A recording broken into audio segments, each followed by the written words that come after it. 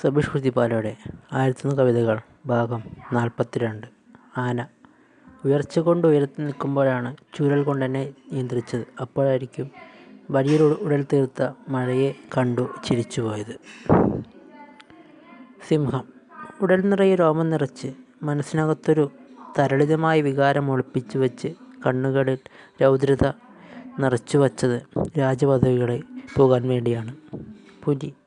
മീശ നിറയെ ഗൗരവം നിറച്ച് കലിപ കൊണ്ട് ശോഭിക്കാനായിരുന്നില്ല, വാക്കുകളിൽ മൗനം നിറച്ച് കലുഷിതമാക്കാതിരിക്കാനാണ് കാട് നിറയെ ഉൾക്കൊണ്ടത്. കടുവ. രൗദ്രതയായിരുന്നു മനസ്സ് നിറയെ കൊടികൊണ്ടത്. വർണ്ണമോ ജാതിയോ ഇല്ലാത്ത അഹങ്കാരത്തിൻ്റെ നിറദീപമായി തീർന്നത് വിജയപരാജയങ്ങൾക്കൊടുവിലാണ്. ഉറുമ്പ്. കുഞ്ഞായാണ് ജനിച്ചത്. ആദ്യം ദൗർബല്യങ്ങളിൽ ഞെരിഞ്ഞമർന്ന് തളർന്നു പോയതാണ് അല്പാൽപ്പം ശേഖരിച്ച് കരുത്തനായി മാറിയത്. പഴുതാര. തളിർക്കാത്ത മീശ ഉപയോഗിച്ചത് കുത്തി നോവിക്കാനായിരുന്നില്ല, അരഞ്ഞമർന്ന് പോകാതിരിക്കാനാണ്. തിരിച്ചൊരു പ്രഹരമേൽപ്പിച്ച് വിഷഹാരിയായത്. തൂക്കുകയർ. മനസ്സൊന്നറിഞ്ഞ് ആത്മാഹൂതി ചെയ്യാൻ ഉറച്ചാണ് വന്നത്. പക്ഷേ കുരുക്ക് മുറുകുമെന്നറിഞ്ഞതാണ് ജീവിതത്തിലേക്ക് തിരിച്ചു വന്നത്. ജയിൽ.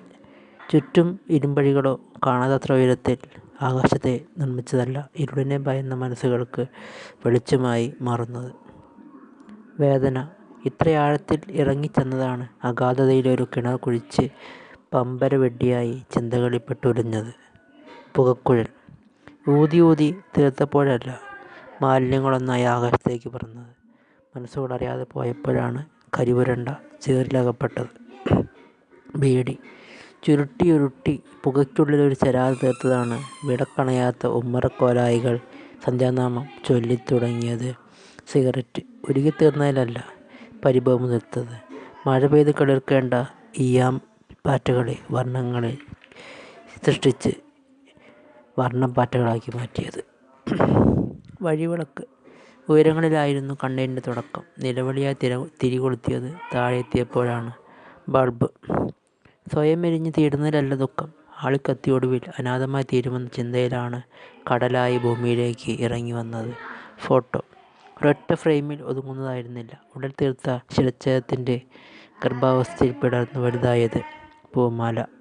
അണിയാൻ പാകത്തിൽ ഉടലുണ്ടായിരുന്നില്ല, എന്നിട്ടും ജീവത്യാഗം ചെയ്തപ്പോഴായിരുന്നു ഹൃദയം തകർന്ന് മധു മോഷ്ടിക്കപ്പെട്ടത്. നെല്ല്.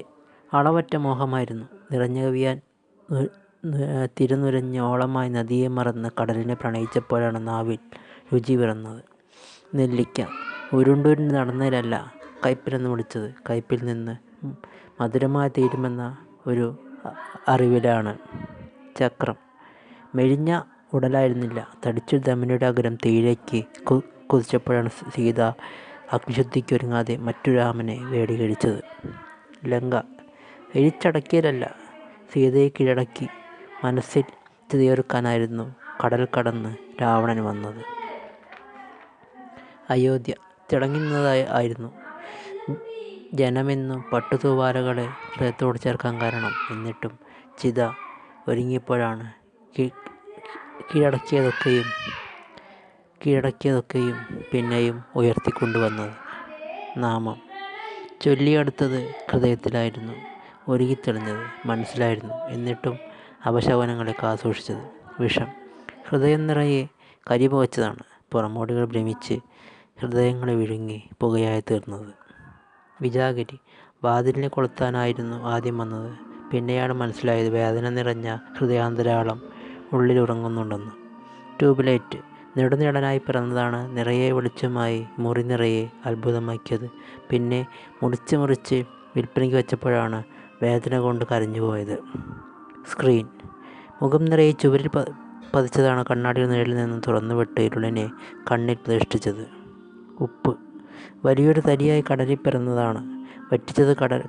വറ്റിച്ചത് കടലാണെങ്കിലും ഉണങ്ങി വരണ്ടു പോയത് ഞാനായിരുന്നു. ചാതുര്യം. അവഗണനകളായിരുന്നു ആദ്യം കടന്നു പോകേണ്ട പടികളിലൊന്നായി പരിഗണിച്ചത്, പക്ഷേ ഉരുകിത്തീർന്ന വൈഭവങ്ങളെ പുനഃസൃഷ്ടിച്ചത് അപ്പോഴാണ്.